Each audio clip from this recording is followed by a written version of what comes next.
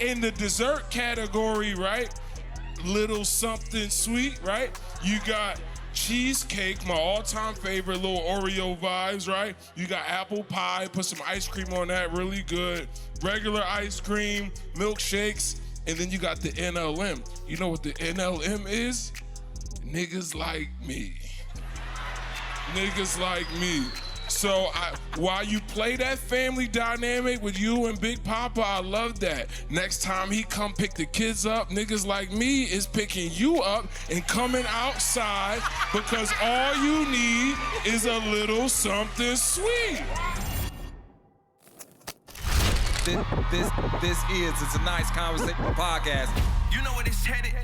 Levels, yeah, we said it. Yeah, get ready. You see the team in confetti. We ready. They can't stop what it's headed. No way. They can't stop what it's headed. What's going on? What's going on? It's your boy Eighth Metaphor, and this is It's a Nice Conversation podcast, live from Seattle. Make some noise. We got our first question at the mic. What's your name? What's your question? My name is Dwight, and the question is, how do you know the difference between fighting for a relationship and staying in a situation where someone has already deserted you? Context. Are we married? They are married. They're married. What's the issue? Is it infidelity? Or is it just neglect? Both. Oh. The woman or the man? The woman. See? Anybody got some initial thoughts? My initial thoughts is it depends on how fearful you are of leaving. I think a lot of people confuse their fear to leave with loyalty. And that's not the same thing. Your ass just scared of starting over, scared to go find what you actually deserve, scared that you may actually get that person that you've been looking for and you don't necessarily know how to show up for them. I think that if the motivation for you to stay lies in fear, then I think that that's the issue. Because you got a lot of people that are in relationships right now, been together 10, 15 years. They should have left 10 years ago. If we're going to be honest, the love been gone. But it's just your ass scared to start over, they ass scared to start over. So now we got two scary ass people under this roof forcing something that should have been ended. So that would be my determining factor. Is the intention fear or is it something that's more productive? I have one caveat. He says he's staying for the kids. How old are the kids? They're 10, 14, and 12.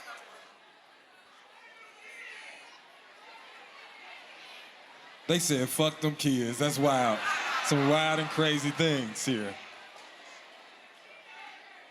The best thing that you can do for your children sometimes is give them a healthy representation of love. And sometimes that looks like the self-love of choosing yourself if the person that you're going to bed with is not loving you well. Because what happens is we enter into these dating pools where the men are horrible and the women are horrible because their examples were horrible. Would you be okay if your children ended up with women that do them like their mother does you? That's the questions that we need to be asking, because you said something about how do you know if it's worth fighting for or if this person has already deserted you. The minute they cheated, they deserted you. The minute that they decided to introduce somebody else into the situation, they deserted you. The minute they started neglecting you, they deserted you. Sometimes people will leave you emotionally, spiritually, and still be in your face physically. What is there except for their body? Is there love there? Is there nurture there? Is there respect there? No. Once the respect is gone, then everything else don't really matter. You know, my bad. No. 10, 14, and what's the other age you said? 12. 10, 14, and 12 is an old enough age to have a nice and healthy co-parenting relationship with that person.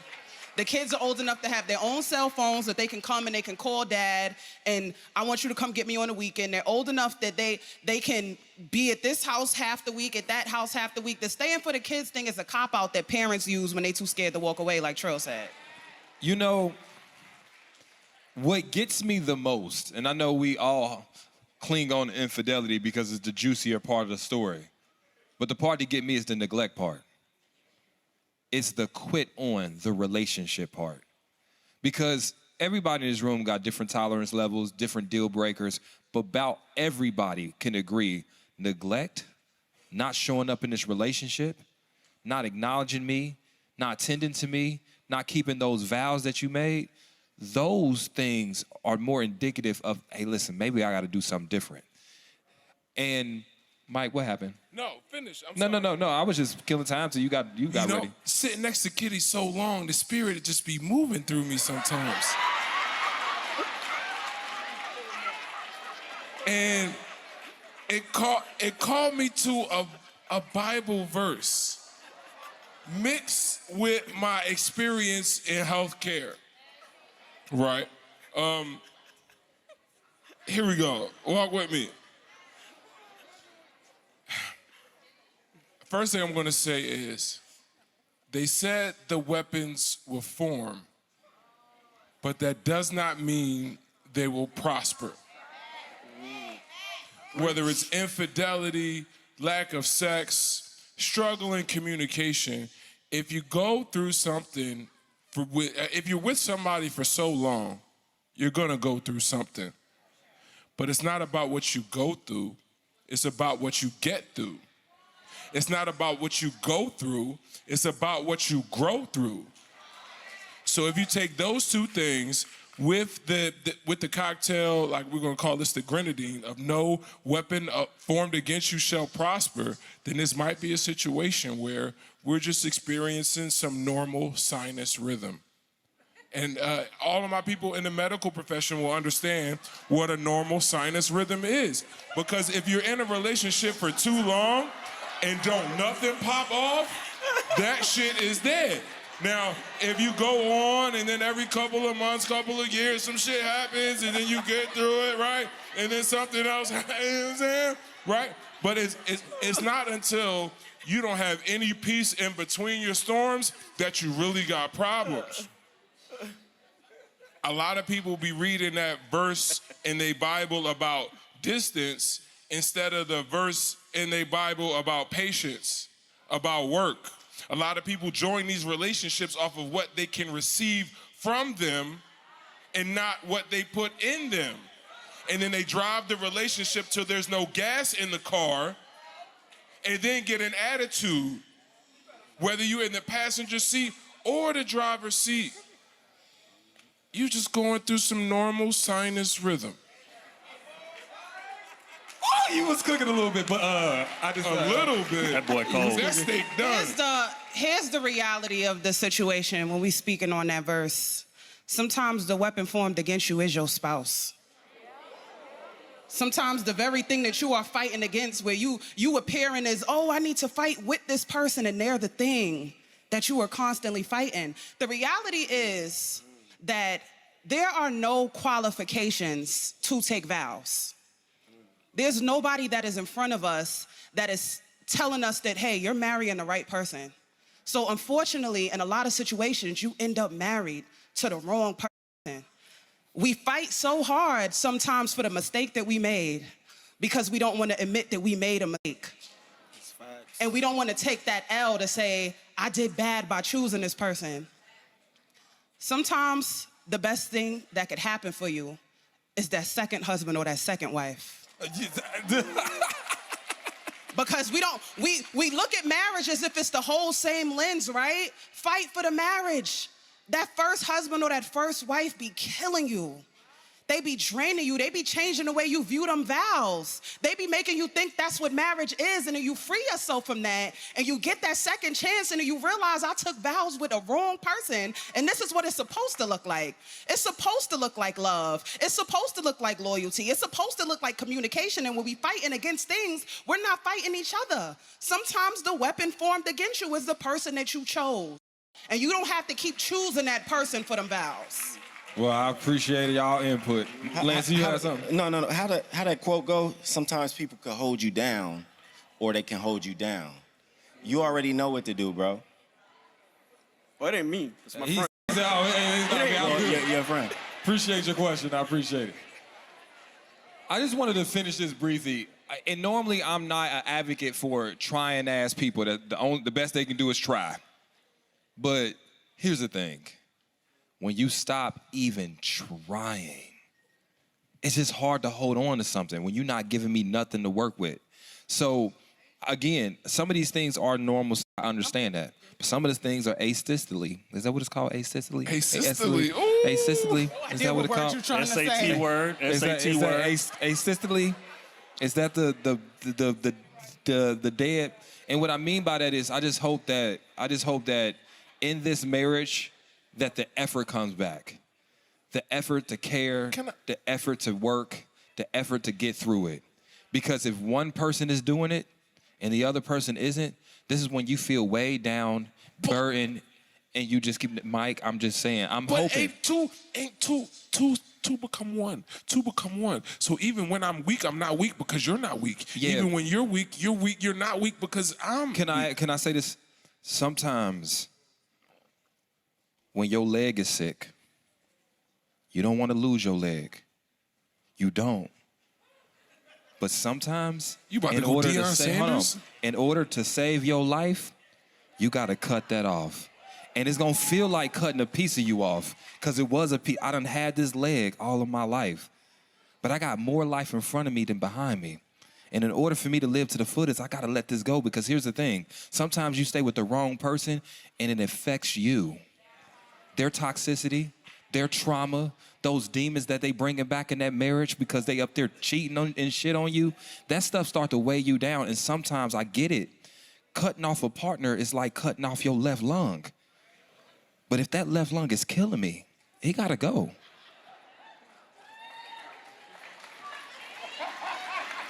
Anyway, what's your name? What's your question? Hello. Hi, I'm Key. And my question is I'm currently pregnant with my third baby. Oh, congratulations. Thank you. All of my kids have the same father. They're, my oldest is 10, my second baby is 20 months, and gonna be doing my third. And during my course of my relationship with my child's father, it's been really confusing because one minute it's like, okay, we're together, and the next minute it's like, I'm not ready for a relationship, but everything we do is coupled based. We go out in places together. When I stay over, I'm like, y'all got kids together. Yeah, and that's why I be confused. 'Cause Okay. I'm like, we have 3 kids. It's been almost 12 years, and now it's like, what do I look at this as? Like, I'm so confused. I think that a lot of women are under the assumption that having kids with a nigga is gonna make him a man. That's not the reality of the situation. The fact is, an immature-ass man is gonna be an immature-ass man. It don't matter if you give him a baby. It don't matter if you give him a wedding ring. It don't matter if you give him a stable environment. Immaturity is gonna be immaturity. And I know a lot of y'all be holding out hope that one day, because I see flashes of maturity, I see flashes of grown man shit, but it's never consistent. And it's a reason that it's not consistent. So we gotta stop making long-term decisions with motherfuckers that should be temporary in our life. And that's what this sounds like, despite the fact that y'all have 3 kids. In my opinion, it don't take a man 3 kids in 12 years to know what it is that I want to do with you, how much I value you, where do I see us going, right? Men, we come up with that very, very, very quickly. But when we come up with that, y'all got to be willing to accept the result of what we come up with and move accordingly. And a lot of women struggle with that, right? The man will get to showing you the inconsistency and the neglect. And when you bringing up, what are we? I don't know. I'm just going with the flow. Let me explain something to you. Grown men don't go with the flow. Grown men have intention. We have plans. We have shit laid out in terms of how we gonna move. And this man been dealing with you for 12 years and 3 kids and ain't figured it out yet. That's not a coincidence. I agree. I just think the biggest issue is that, he is really good with the kids. He's never in the aspect of, being there for the kids, taking care of the kids, being an amazing overall dad. But I look at it as, he's not 100% the best partner. And I gamble my chances because it's I could go out and have more kids with someone else and risk the chance of not having a good father. Do you guys go together currently? Yeah, I'm confused. Come on, baby. Okay, Kira, what's up? I'm going to talk very gently to you because you are with child. But I think that a lot of women make this mistake in thinking, I would rather have one father for my child than go out there and have kids with somebody else because I don't want to have multiple baby daddies. And because one of the first things you said was, all my kids have the same father, that means absolutely nothing. This man ain't married you. It's the respectability politics that made you think that having 3 kids by the same man who ain't committed to you in 12 years meant something. Very It meant true. absolutely nothing. There's women out here with 2 or 3 baby daddies and their wives. These men make vows to them. You got daughters? All daughters. Let me cook. My mom had 3 girls, right? You got That's what 3 I have. girls. Congratulations. Thank you. And my dad treated us all like princesses. Because I listened to you say he's great with the kids, and that matters. How a man treats his daughters is very important. But he didn't treat my mother well. We don't end up with men that treat us like our fathers treated us. We end up with men that treat us how our fathers treated our mother. Them girls is gonna watch how you allow yourself to be loved. And they're taking notes from you. Daddy can treat them like all the princesses in the world. And let me tell you something, me and both of my sisters as single mothers. We all went and chose some horrible niggas, even though we had a nice representation of daddy showing up for us. If we didn't see mommy be loved well, we didn't learn shit. What you wanna show your daughters? What you wanna show them what strength looks like when you choose yourself and you don't let a man come and knock you up 3 times and tell you that he with you sometimes. For the sake of saying that all my kids got the same father. And that fear that you said, I could start over with somebody else, but I'm rolling the dice that he may not be a present father. You don't have to have children with everybody that you deal with or involve yourself with. Yeah. That's not something you even need to be thinking about when you going into starting over. Okay, I'm gonna give him a baby, might not be well. You don't gotta give all these niggas babies. It's okay to just date them and experience them and share space with them. 12 years, 3 kids. And I no think- vows. Well, and this is the thing. I think it's like I'm treated good. Like when I need bills paid, they're still getting paid. When I need, help with anything, I'm still getting the help that I need. This is so great. If he dies tomorrow, you and all 3 of your daughters are fucked. Because there's nothing in place to set the standard of the family foundation well. There's no paperwork involved, health insurance, what's it called? The inheritance and all of these things that you are gonna need for your children if this man falls as the head of the household. You are fucked. Couple questions. Just temper. So I'm assuming you guys don't live together. No, Okay. live separate. Perfect. Hold on. And hold on. And I'm assuming that he doesn't owe you sexual exclusivity. Nope. All right. No, So- I would say he does. So I would say that. Here's the thing. I'm gonna just speak candidly. I mean, he's not my husband, so I mean, I don't put He nothing got it. past Okay, nobody. exactly. So I want the women in the room to understand this. And this is not just about her. This is about just in general. Sometimes the reason why this man will string you along or be in a quote-unquote situationship with you for 10 years, whatever y'all are or whatever, don't define things, is because he truly don't want to be a cheater. Hear me out. I'm only a cheater if we actually go together. I'm only a cheater if I actually marry you. Yes. And because I slightly have a conscience, some fucked up way, the reason I'm not giving you that title, the reason why I'm not dropping to one knee is because I'm fucking other people. Yes. And It wouldn't shock me.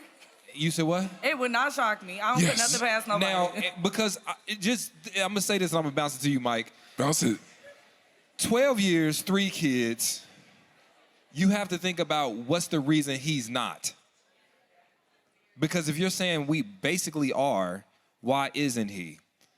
And I think it's 2 things. He don't want you like that. Now, he may value you as a mother. He may value you as a friend or whatever the fuck y'all got going on. But he don't want you like that. And I'm going to tell you the hard truth. when y'all go y'all separate ways, it's gonna be easier for him to find a woman than it is for you to find a man. Let me tell you why. Because those 3 kids gonna stay with you probably. He might have them every other weekend. He's gonna have the freedom to date and go find what he wants. And guess what? Women won't judge him the same way men's gonna judge you. So the room. Stop letting these nigga baby mama you 2, 3, 4 times. Because what he has essentially done is put an anchor down on you to where now you think he's your only option while he still got his. Mike, what's up? You could tell that we're coming into our own as a family. Yes. Because there's such alignment in where we take things, right? I know what you might have heard from my panelists might have stung a little bit, but No. Oh, praise the Lord. It's a harsh reality. Yes. Well, guess what? You know how your dinner was excellent, right? Like you had the steak, you probably got it butterfly, you got some lobster, Oscar style, and some onions, little potatoes, just the full spread. You got your bread before, maybe a salad. And then at the end, you know what you tell yourself? I just want a little something sweet, right? A little something sweet. Now, I so admire the resilience that it takes to deal with one nigga while he, runs his movie or does his big one, so to speak, on you through the course of 3 children or 2 and 1 on the way. But in this economy, to get a black man to show up for the kids where all the police is chasing on some ice shit, they not really worried about child support. So thank God you're not down here at the court, right? So you've got an active, present father who's a responsible, loving co-parent, right? He probably provides for you financially. He's super supportive, right? Excellente. So what we're gonna do is we're gonna let this little thing cook, right? We're gonna let it cook. You got like 4 months left. You'll be outside by the fall, right? Seahawks game, right? No, unfortunately, Right. winter. Unfortunately, winter time. I'm much due December. Okay, new year, new you type shit, right? So listen, back to what I was saying. Now, there might be a part of you that wants to be mad at this nigga for not choosing you, but you don't really give a fuck, okay? I don't. You don't, exactly. We don't either. So, in the dessert category, right? Little something sweet, right? You got cheesecake, my all-time favorite, little Oreo vibes, right? You got apple pie, put some ice cream on that, really good. Regular ice cream, milkshakes, and then you got the NLM. You know what the NLM is? Niggas like me. Niggas like me. So while you play that family dynamic with you and Big Papa, I love that. Next time he come pick the kids up, niggas like me is picking you up and coming outside because all you need is a little something sweet. Thank you for your question. I appreciate you. Thank you. She got a great thing going. I know. He said, a little something sweet. All right, what's your name? What's your question? My name is Macy, and my question is, I have a friend of 6 years that love bombed me and said we can date if I move to California, basically uprooting my entire life to... Wow. Go ahead, finish your question. I forgot people here are rude. Just start the question over. Y'all be nice. It's hot in here, that's all right. Just start it over, baby. We gotta. We gonna give you love and support. It's okay, I'm a woman of God, so I stand in confidence.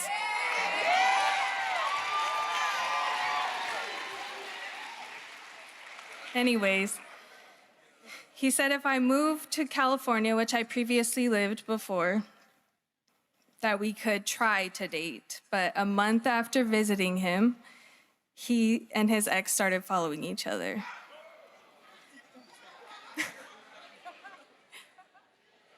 Is it time to let it go? The entire Hold on. I feel like we're doing a lot of rushing. We doing a lot of rushing here. Okay. Started to follow each other. So it was like how do we know this following happened afterward? You went to his recently followed and you seen her up there? I did, yes. Okay. Now you asked him about it, I imagine. No. Oh, damn. Okay. What provoked the research for you to go do the due diligence and find out? When I visited him, so there's history there. There's history there when we were friends and they were dating. Hey, we were friends Taste of your own motherfucking medicine. Okay, all right. No. I was trying, so we became friends because I moved to California. While they were dating? No. We met before they started dating. Okay. And then while they were dating, we disconnected because I don't know, just to be respectful. Okay. And when they broke up, he slid. He slid in your DMs, or you slid in his when they broke up? I was off social media for 2 years, and then who slid in whose DM? No, I just followed him, and he messaged me. Oh, so you know that there's a thing when he follows people. Okay, cool. Yeah, so I followed him, and he messaged me. Mm-hmm. And then they were broken up. Life was different. I had already moved So back. can I ask you a question? Yeah. What made you do the research? You got to California, Mhm. and something told you to go check his followers, right? No, okay, so how it happened was while I was I in got this, y'all. Hold when on. I was in California, she lives down there. He lives in LA, she lives in San Diego. Like, I knew that already. So what made you? Well, no, I'm getting there. I'm getting there. Quickly, what made you? I'm sorry. So when I was down there, he had been not messaging. I'm sorry, y'all. He said that he had mentioned her previously. Like, he brought her up in conversation while I was there, but didn't state her name just in a way that was like. Okay, so it don't seem like nothing malicious. All right, it don't seem like nothing malicious. Is that a deal breaker? For me, the deal breaker was we can try to date. He didn't have intentions on pursuing this on a serious level in the first place. If you come out here and uproot your life, we can try. That word right there would have been, all right, it's been nice knowing you. Let's just stay in each other Instagram likes. You was willing to uproot your life for the possibility of potentially dating a man? No, my question really is it worth keeping the friendship? No, fuck no. Girl, that nigga Be was never your accountable. friend. Okay, I say no. first of all, I'm not sure this nigga did anything wrong. Exactly. You know what? Fuck it. Go ahead. I don't mean to cut the line. It's the champs. Yeah, what happened, Mike? You know, we're going with the acronyms again. Oh my goodness. I was working on the drawing. You Listen- are a visual speaker. I'm sorry? You are a visual speaker. Praise the Lord. Praise the Lord. You know what you are? I don't know. See, You have to explain it to me. I wasn't done yet, but it just moved me. Cause like Kira threw a perfect alley-oop. Because the question isn't, what am I gonna do later? This is more on some Deborah Cox, how did I get here? And it's not like a nobody's supposed to be here. I'm not supposed to be here.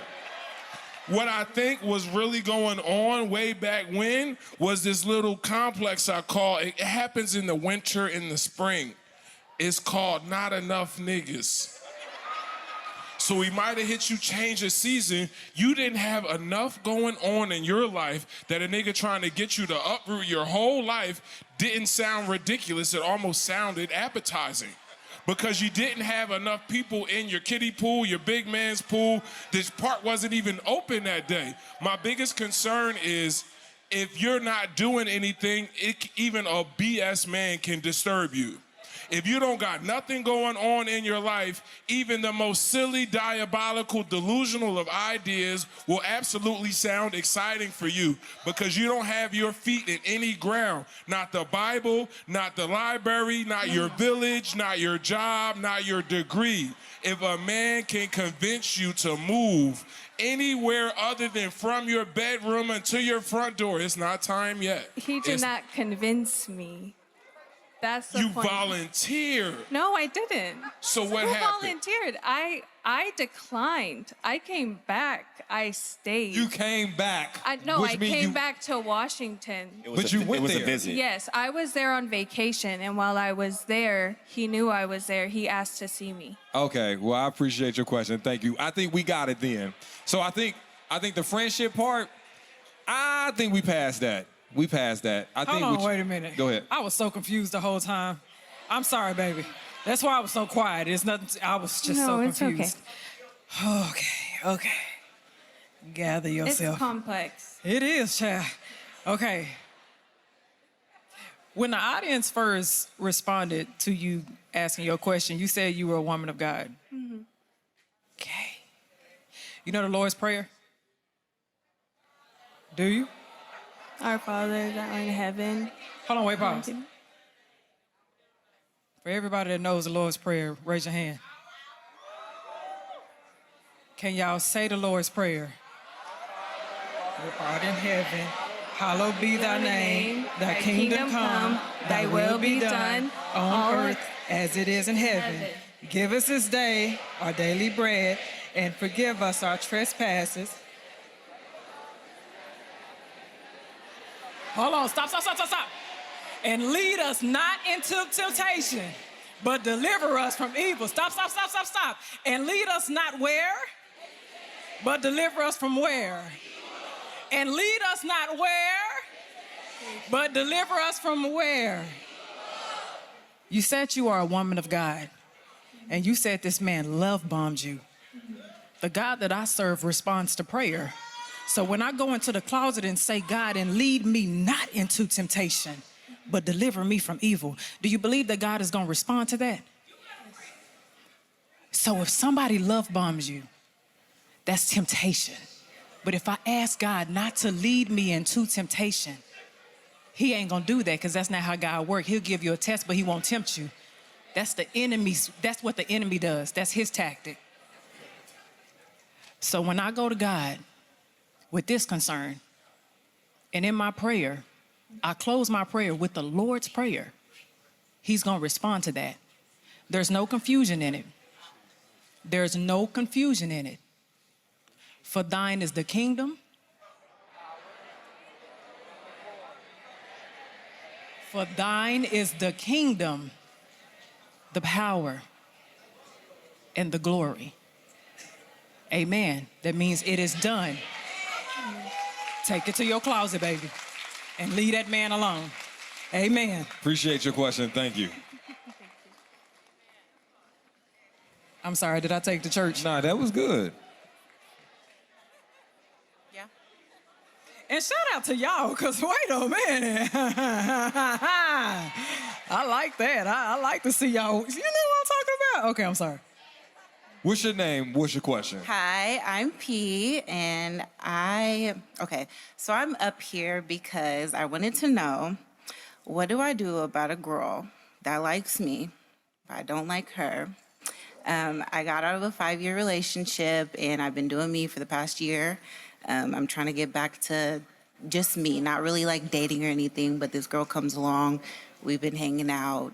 Talk up for me, okay? We've been hanging out. I'm kind of like not too fluent with women because my past relationship was a man, but sometimes she catches me off guard, and we have had. Sometimes she catches me off guard. That's You know. that's a yellow flag.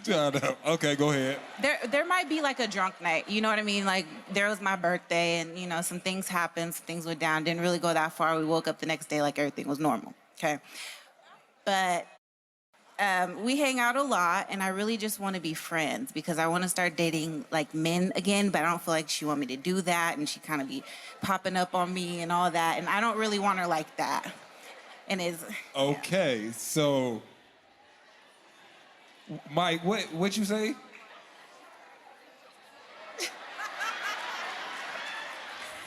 So the question on my screen, because somebody decided to get up here and act a little scary.